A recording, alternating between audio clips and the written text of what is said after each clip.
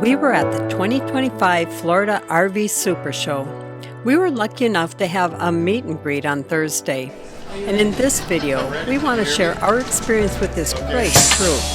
Thanks to all for coming out. We had a blast.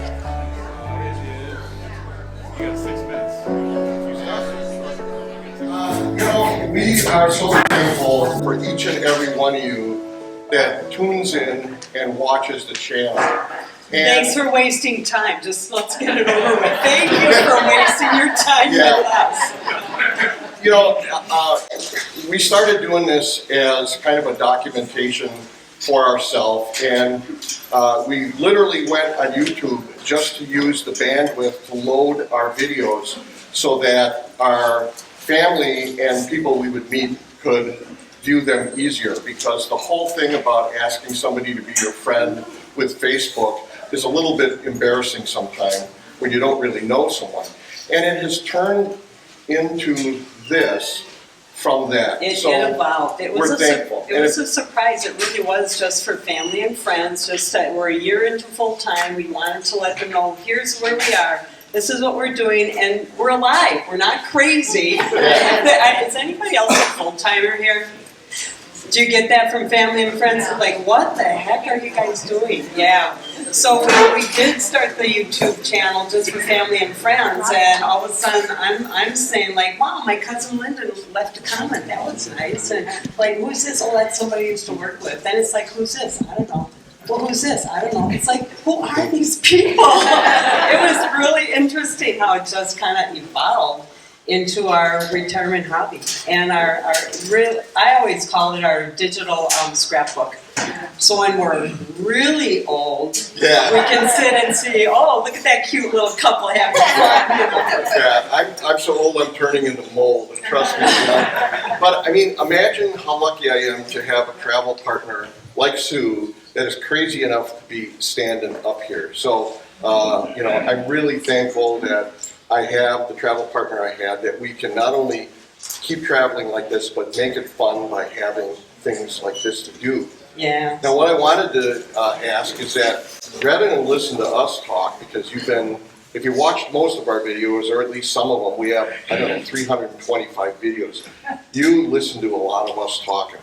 So is there any questions, anything that anybody wants to know, whatever you want? We're, you know, take some pot shots at us. Mostly Sue though, but we're open for it. Here's for Sue.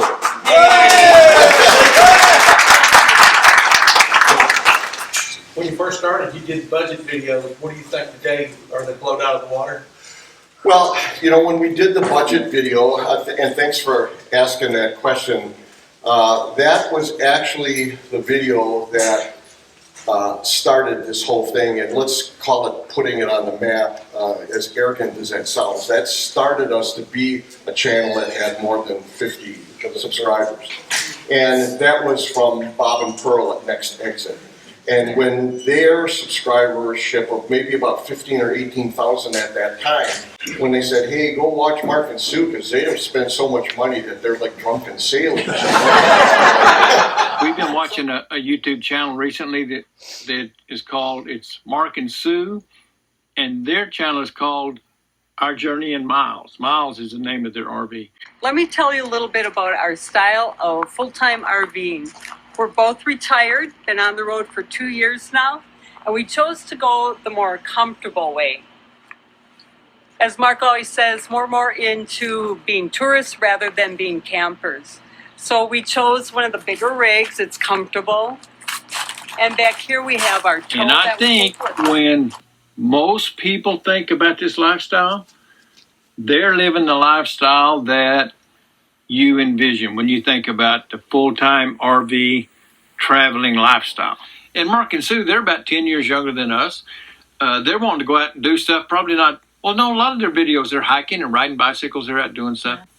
My perception is they go to places where there's things they want to do. They want to go see. So that's where they go, and they go see all those things for 2 or 3 weeks, and then they go somewhere else that they're interested in and do those things. Gee. And like Mark and Sue, they said they haven't boondocked any. He doesn't even want to mess with driving in Walmart parking lots in case there's shopping carts he's got to dodge or something. Exactly. Here's a link to their channel up here. you really got to go and watch them. If you're in this retirement age, they're about traveling and having fun, and I think you'll enjoy, especially both their sense of humor. Sue kind of tries to keep Mark in line. I don't know how successful she is, but they've got a great channel, and go and check them out. And then he goes over his budget, and he'll send you a copy of his budget if you want a copy of that. Right. What we did different than other channels, I think, was that I didn't talk to anybody that had a good grasp on what their monthly budget is for toilet paper, for instance, or toothpaste, or for that matter, their underwear that they buy occasionally. So what we did was, when we sat down and thought about what we're going to do, we said, let's put all the expenditures there. Let's make sure we tell people that ours is going to be worst case scenario for us and how we travel. And if you watch the channel enough, you would know that we don't do anything overly fancy.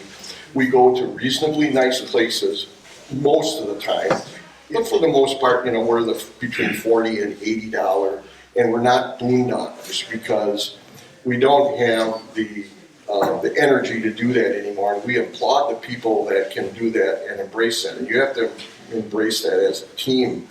Your question is, how are the costs now? I might redo that video just to bring people up to speed. Really, realistically, the only thing that's changed is the price of fuel, the price of insurance for our rig, because we're in Florida, has went up dramatically, and of course the cost of camping.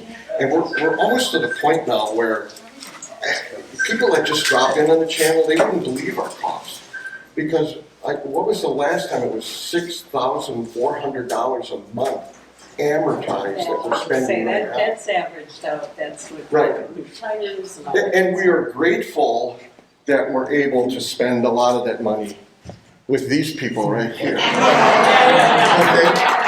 No, we park it a lot. And sooner or later, if we had enough energy, we'd be able to find the 50 places we need to be fixed.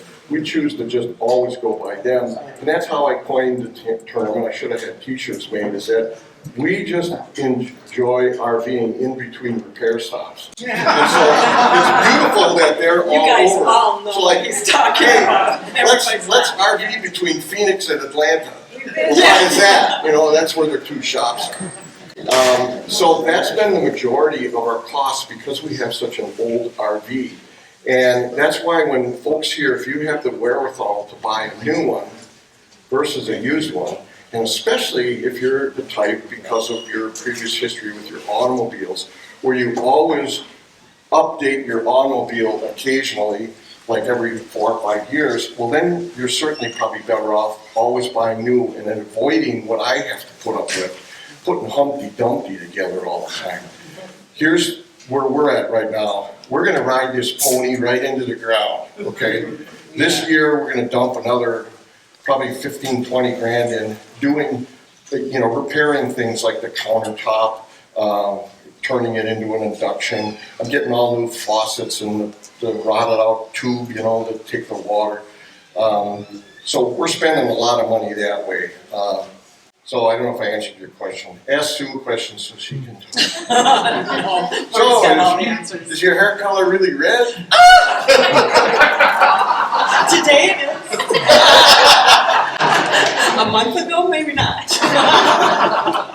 No, one of my friends said something about my red hair, and I said, well, I'm not a real redhead. He goes, oh, I know that. Your temperament is different. My two sisters are redheads. I know redheads. We just lost our redhead subscribers. Well, I'm a redhead all the way with you. Given that you're not boondockers, are you still happy that you put the money into the lithium battery outfit that you put in? That's your question. Yeah, I take the technical stuff in case you don't I don't. No. Yes, we are. We're at a situation where we have what batteries? It was AGMs. Yeah, we had the AGMs, and we did not know how bad they were. Yeah. When we do boondock, it's at Harvest Host, okay, and we'll go maybe Harvest Host, okay, so we got 2 days in a row. But it was getting to the point where Mark is on a CPAP machine. I know you guys know that. I know you know that. is. He's very proud of it, and I am too. But so at night, because we need that thing running, we were finding our batteries went so dangerously low. And it's like, okay, what can we do? We got to boondock again. So we would actually even turn off the refrigerator and just keep it off, just to make sure our batteries stayed high enough to make it through the night with the CPAP. That's how bad our batteries are. We didn't know how bad it was. So we don't want to be a phony, okay? So many times on the channel, when we first bought the rig, sorry, I was too stupid. I didn't know what I was doing. Remember, we didn't even have a tent, and we ended up falling into buying a Dust Star, the best bang for the buck rig, okay?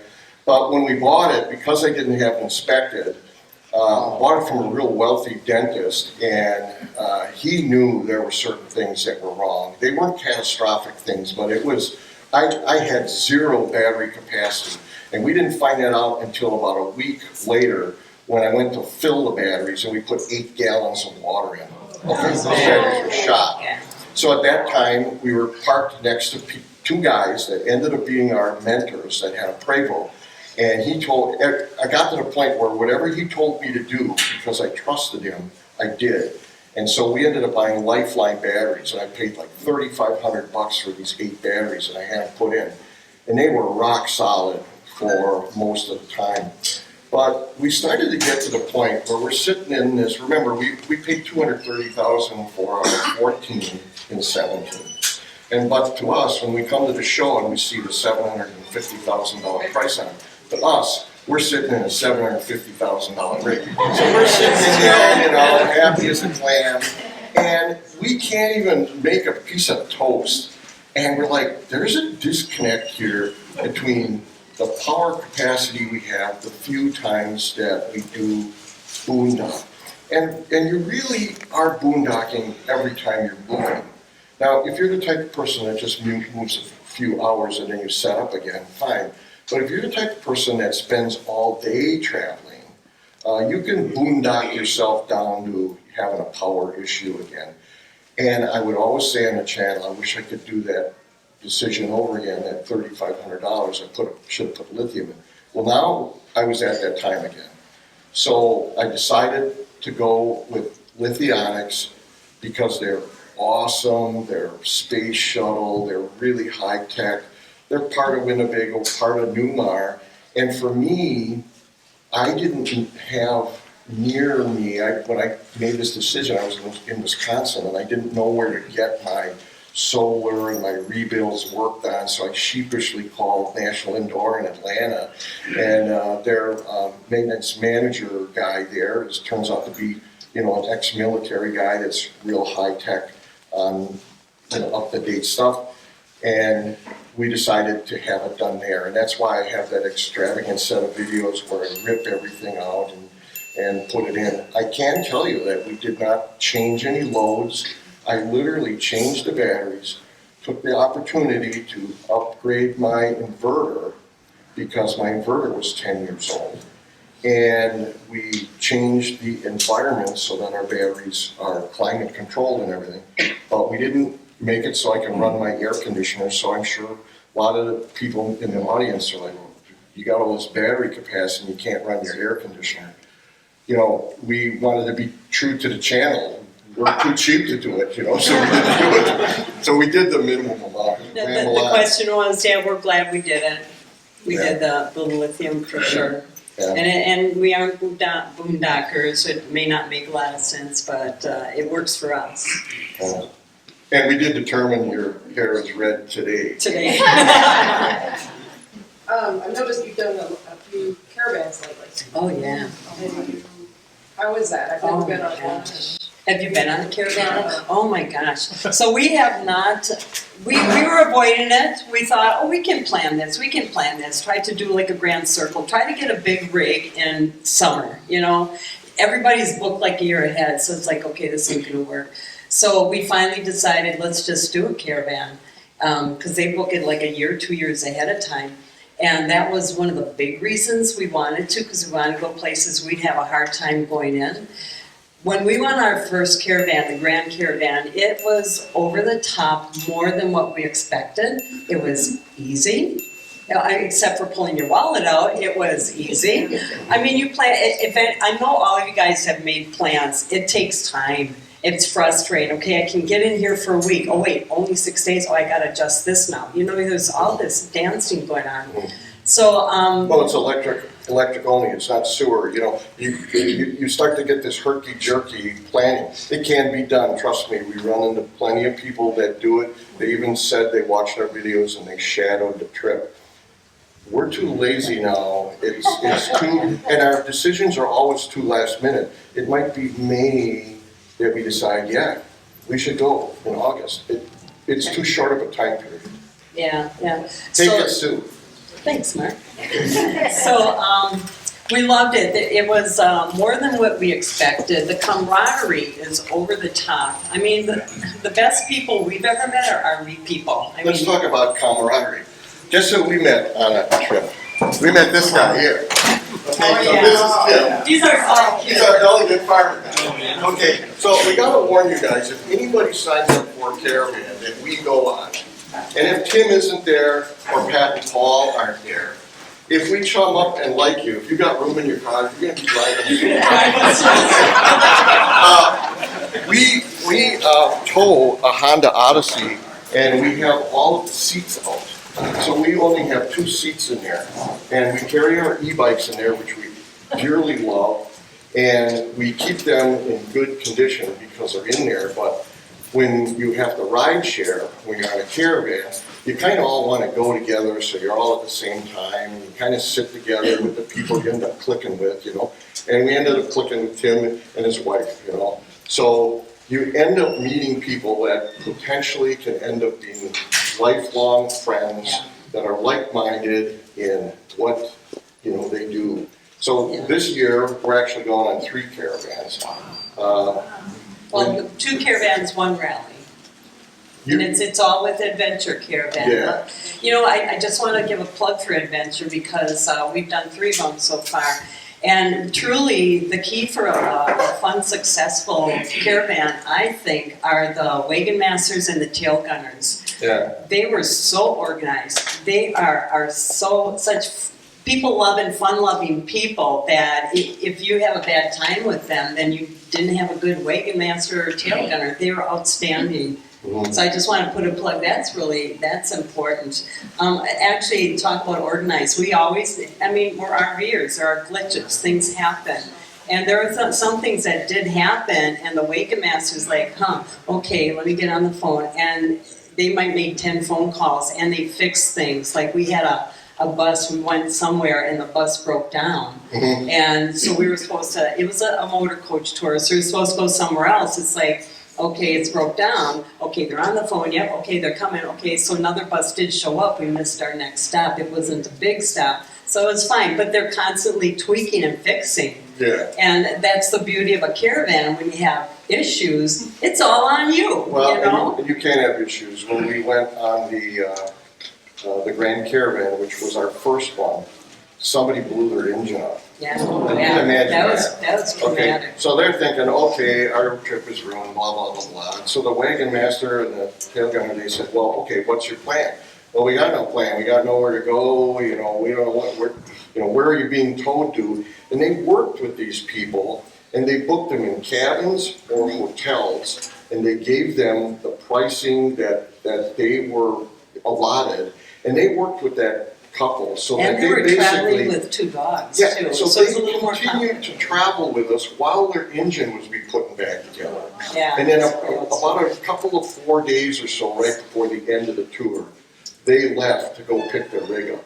So I mean, we saw firsthand like the worst case scenario that what can happen. We just got done with the East Coast one. The first episode of 8 was this last Sunday.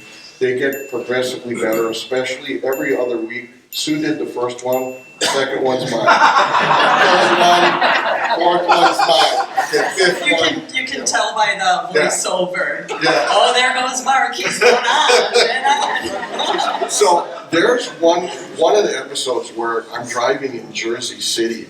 Jersey City. Jersey City. Wow. I can see the New York skyline. I can see the Statue of Liberty. you know? I got my Depends on. We didn't put that on camera. It's a family channel, you know?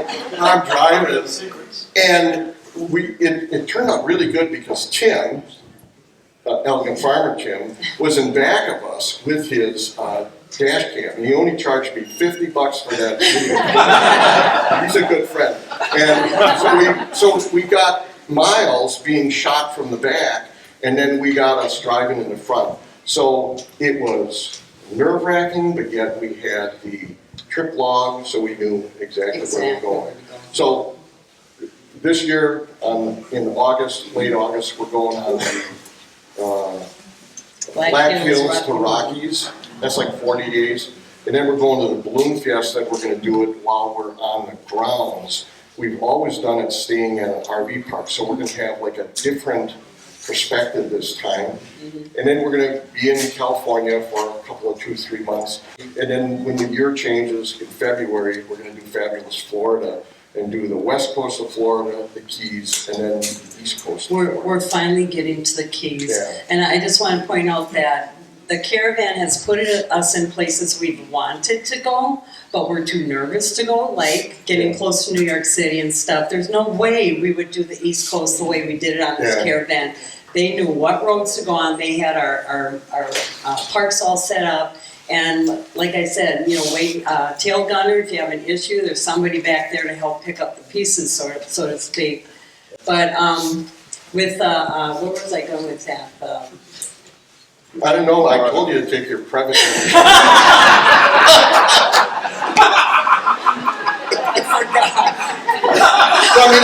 Want me to take over? Yeah, go ahead. Okay. I'll think about it. So is there anybody else in here who's got a question that we can embarrass? Where's y'all's favorite place to stay here in Florida? Yeah. Where's our favorite place? Our favorite place to stay, well, in Florida. Yeah, so we've been full-time for 7.5 years, and our first year out of Wisconsin in the winter was in 2017. And we weren't sure if we were gonna enjoy the full-time life in an RV, so we're like, oh, let's just go big. Let's go to Florida and stay at a really nice resort. And, you know. Bad move.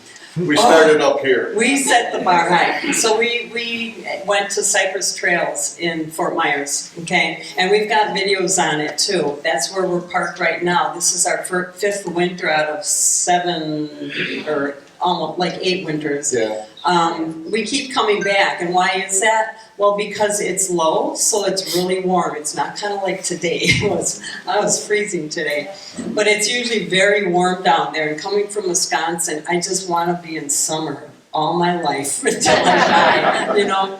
But the big thing was when we went there, and I say this often when people say, "Oh, have you found somewhere that you really want to settle and put some roots down?" I'm like, we've been to a lot of really great places and in-between places, but the thing that always grabs us are the people.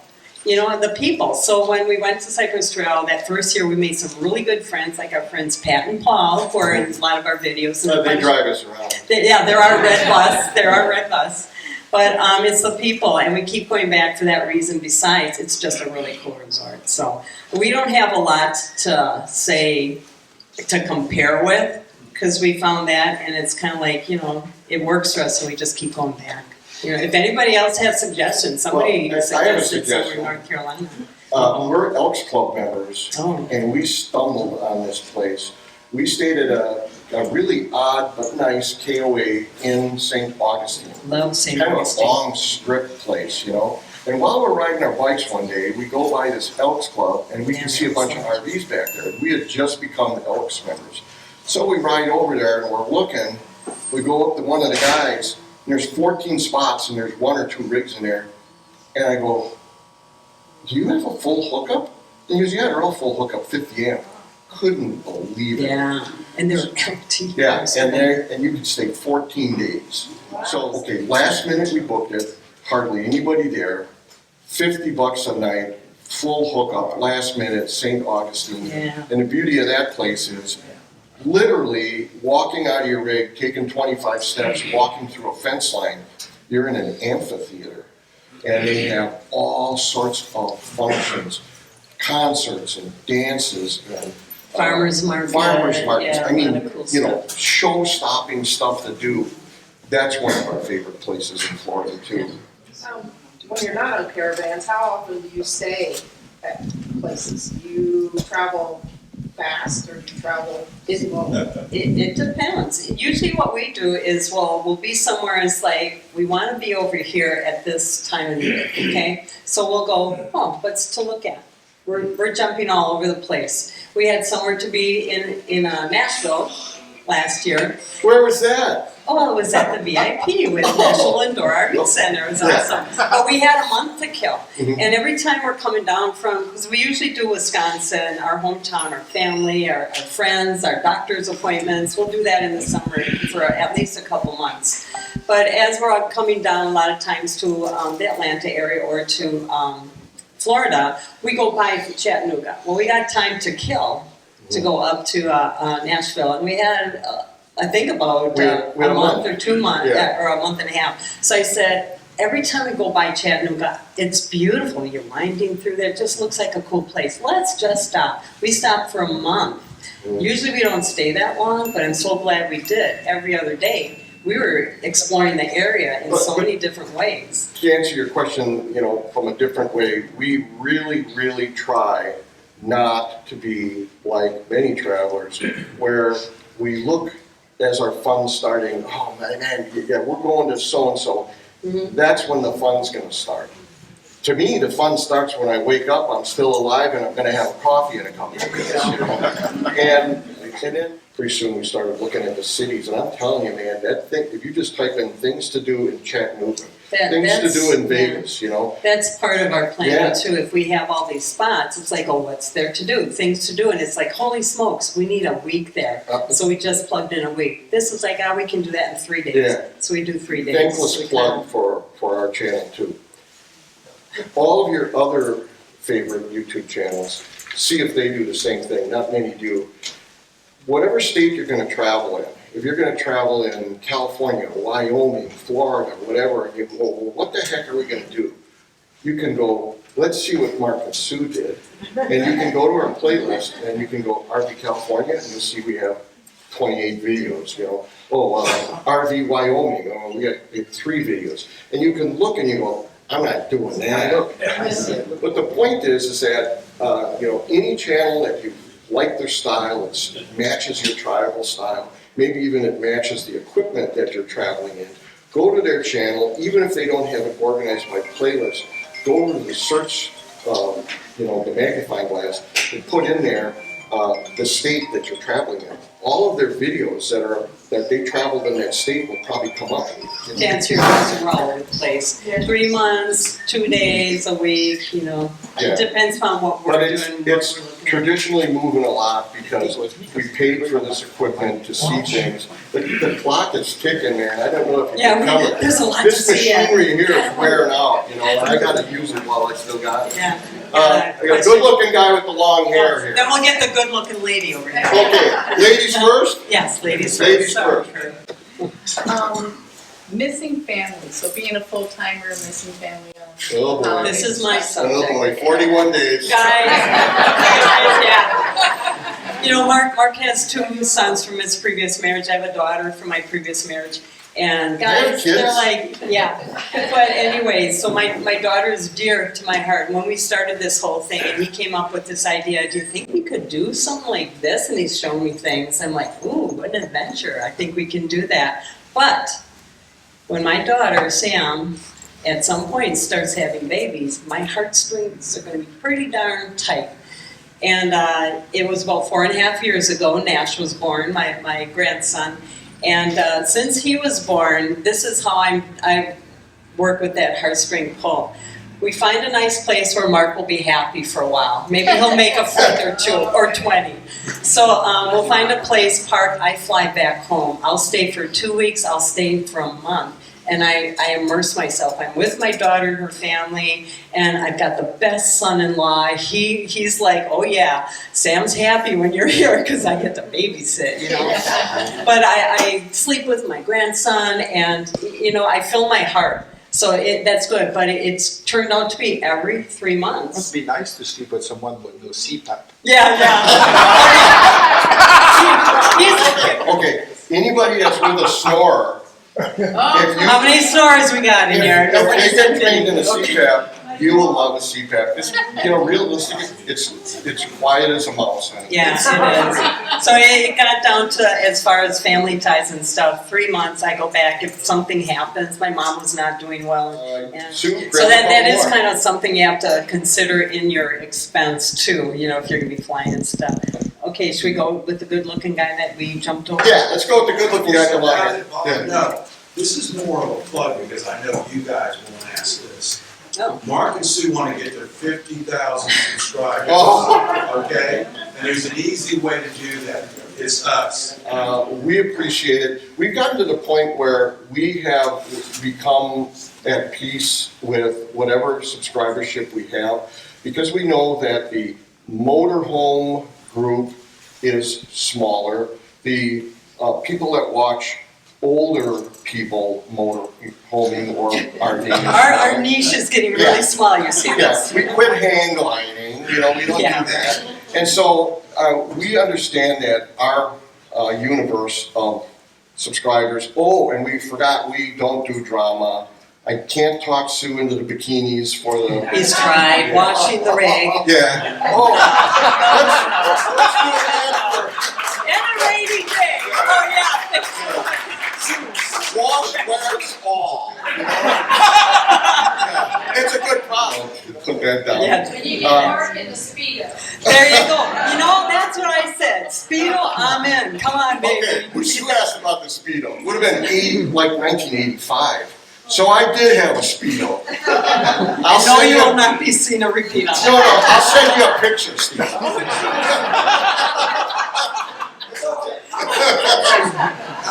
Subscribers to Speedos, I'm not sure. Yeah. Thank you. Welcome to my world. Yeah, if you subscribe, I'll send you the Speedo picture. There. I'm just curious, you talk about with adventure caravan and the like, traveling around, then what are your current thoughts on Alaska? You go. You go. Okay. It's cold, it's dark, it's not summer, I would be up for the adventure except because it is cold and it's summer, it's like, I would like to explore the United States where, summer is not as cold. And driving all that way, we were going to do Alaska. We were talking about doing with our friend Tim and another couple. And it happened, our discussion happened right when we were having our great tank leak and all this other stuff. And So we didn't even know about the great tank. Because we committed to go on a trip with Tim and Pat and Paul. And it was going to be the perfect setup because Tim was going to be the wagon master. Paul, because he's super mechanically inclined, was going to be the tail gunner, and the only customer, not paying, was going to be our consumer. So we're thinking, and then a couple months into that planning, my gray tank, I discovered that the leak that I had wasn't from a pipe, wasn't from a fitting. It literally was a seam in my gray tank. And because we were on the fence on Alaska because for us, because we're not really campers, we're tourists. So picture a tourist going where there's wild animals and the weather. Mark doesn't like wild animals. Yes. He doesn't even like fishing. But I said I'd go because I liked those people so much. And remember, we met one of those couples when we were in our resort in Florida here, and we met the other couple when we were caravanning. And we wanted to be with them so much that we decided that we would go on that.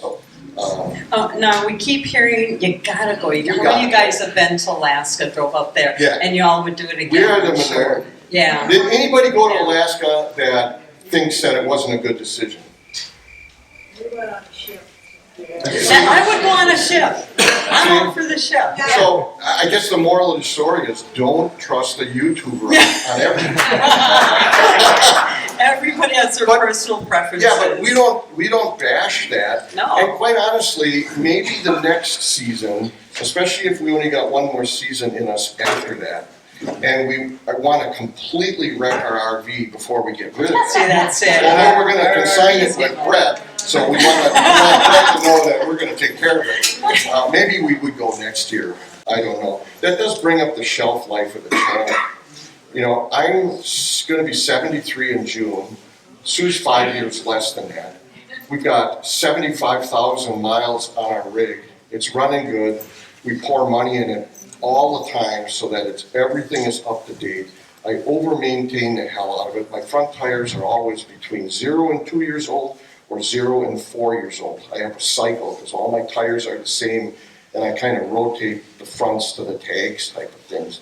So we're trying to stay healthy right up to the end, but we've had friends over the years that the health thing will stop you in your tracks. Yeah. So we're thankful for everyone here watching. We do have a short shelf life, so that's why we appreciate every view we got while we're still producing. Yeah, we have no end in sight other than if something like that. Something stops us. Because she's made it too easy for me. She does all the navigating. I do the heavy lifting. She does.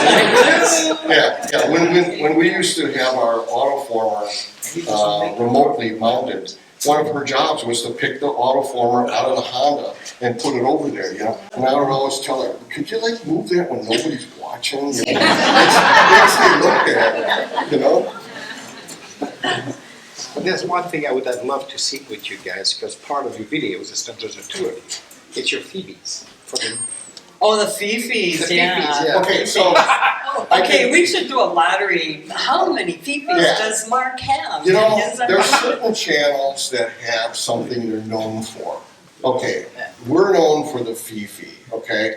Now, does everybody know what the Fifi is? Okay, so I should have made... It's a cushion that you kneel on. Yeah, it's for squishy. kneeling. And I'm here to tell you that every single bay on my rig, when you open it, at least one, sometimes two, are in that bay. Because nothing corks me more when I bend down and I go, oh man, I had a bend. Oh, I don't know how many more I got left today in me. And I open the door, if that Fifi don't fall out, now I gotta stand up and I go, oh, now I gotta bend again. And then I gotta go over to this door and find them. So, you know, I know you're laughing, but It's real. It's real. So we would have had t-shirts made that would have been something nice saying about the Fifi. Apparently, it's not a good family-friendly name. We got an email. We got an email from about 2 or 3 people that were ex-prisoners. You know, ex-prisoners. Not a good name. We didn't know that. Said, ex-prisoners. How did the name happen? The name happened is I had a friend that was a man's man, and he was a carpenter, a finish and rough carpenter guy. He was a great guy, still around, and he would help me when I was building my house. And he could do something in 5 minutes that would take me literally 5 hours, okay? Well, one day I was working on something and I'm pounding a nail in or something, and I had short-shanked the hammer, just a little bit short, you know? And I'm pounding, and he walks up to me and he goes, yeah, well, what are you doing? And I said, well, I'm doing this, you know? And he goes, well, yeah, let me show you something. And he takes my hammer, and he puts it down, and he has a surface on his hand, and he cuts off the back 3 or 4 inches of my hammer. And he says, there you go. He says, you're not using it anyways, it's a lot lighter now. You know? And it was funny because this guy helped me so much that I would buy him a lot. If we needed special tools, I would buy him, and then when the job was done for the day, after I supplied all his beer, all his cigarettes, all his entertainment, he would take that stuff. So we laughed about that. Well, the first time I was doing some electrical work, I pulled out this pillow that was about this thick, about that big, and I hated this pillow. I got it from my aunt, who I dearly loved, but it was too dense and too scratchy. And I put that thing down, and I hate that pillow. Let me just describe it. It's a fabric fur-lined pillow. Yeah. It was very fluffy. Yeah, very fluffy. So, but real dense, you know, and I'm working on a plug, and I'm all done working on it, and I pick it up, and that worked pretty good. Put it off to the side. Well, after about the 40th time using that pillow, that was a de facto pillow for me. So now my buddy sees me using this thing. He starts calling it the Fifi pillow. So to me, it became a Fifi all the time, and so I called him on the channel, and that's why everybody calls me Yeah. You know, one of the difficult things that we have when we meet people is that to us, being a full-timer has become so normal to us that when we're talking to somebody, we always have to like catch ourselves to reorientate our answers to everything that, you know, the vast majority of people are more normal, where they're part-time, sometime, or they're literally on vacation. You know, so anybody that you talk to that's in our shoes, make sure you always tell them that, yeah, we still have our home, we're normal. And we didn't, you know, bail out. And that's why we don't normally ever have big dissertations on the channel where we tell people that, you know, you should sell it all and, you know, go into it feet first, you know, because the reality is that our net worth is somewhat always at risk. Because our net worth from selling our home, we don't store anything, we don't have any storage lockers, we don't own anything other than our rig and our bank account. And if one of us gets gravely ill, where we would be in a care facility, that money now is very easy to be captured, you know, from your care. So I always, first thing out of my mouth when I talk to people that are kind of almost apologizing to me that, yeah, we really want to go full-time, but the guy usually blames it on the wife. Yeah, my wife can't get rid of, you know, she's too close to the grandkids, and then you find out that the guy's got a car lift and a Corvette in his garage. Yeah. Sorry, I didn't want to. Yeah, sorry. I'll get the strawberry back. Yeah. So, you know, we always tell people, if you love your home and you can afford it, keep your home, modify your travel. You can get bolder and bolder with staying away longer and longer times. If you don't trust your neighbors to, or if you don't have kids or family in, there are services that can come once a week to make sure the power's on and all that kind of stuff. But to bail out of your home will put you in the precarious position we're in. I mean, our next channel could be our journey being homeless, you know, if things would really go bad. So we don't really recommend doing that. Yeah, so yeah, we have what, a little over 43,000 subscribers. And we've had a few people say, wow, we love your channel, don't know why it hasn't gotten bigger. It's like, well, we don't know either, but a lot of YouTube channels are out there because this is their income flow. We're retired, we both have pensions, this is our hobby, and this is an absolute benefit. The amount of money or the advantages of having YouTube come into us. So it's supplementing our retirement. It's not that we depend on it, but I will say the best thing as a full-timer that the YouTube channel has done for us, wherever we go, any RV park and even not so museums, people come up like Mark and Sue, and they talk to us like they've known us forever. It's like when we're at the repair facility and they say, hey, you want to stay in our basement? That's you know? We stayed in their basement for 2 months in Atlanta, so you can imagine 3 months. Okay, now we know that last month was you know.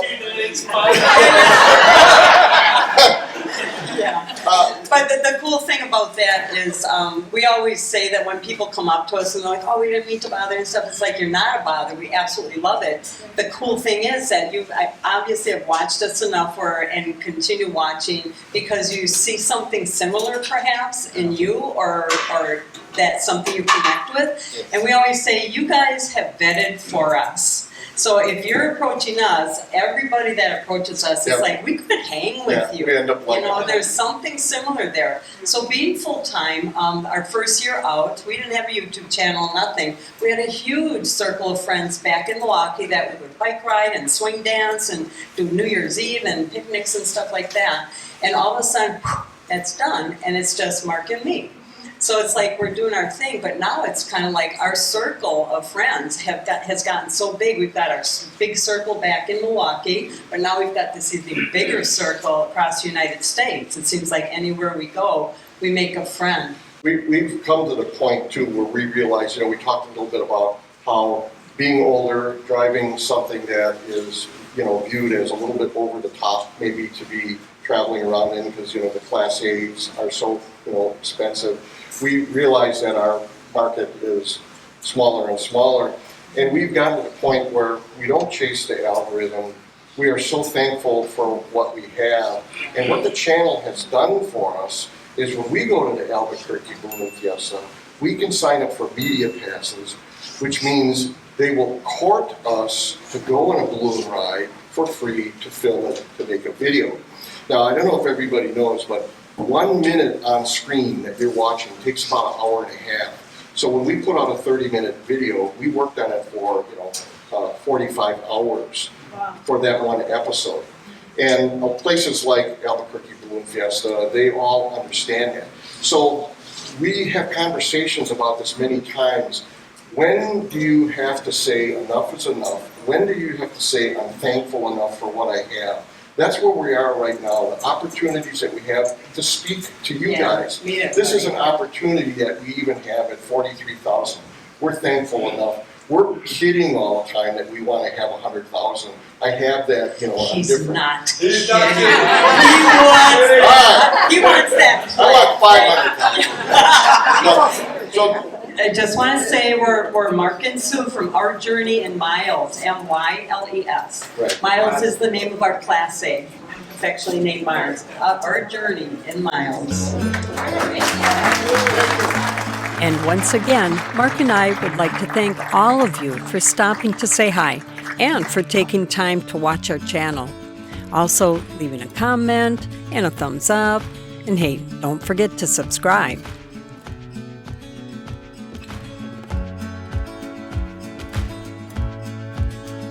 Hope to see you soon on the road. Thanks for watching and safe travels.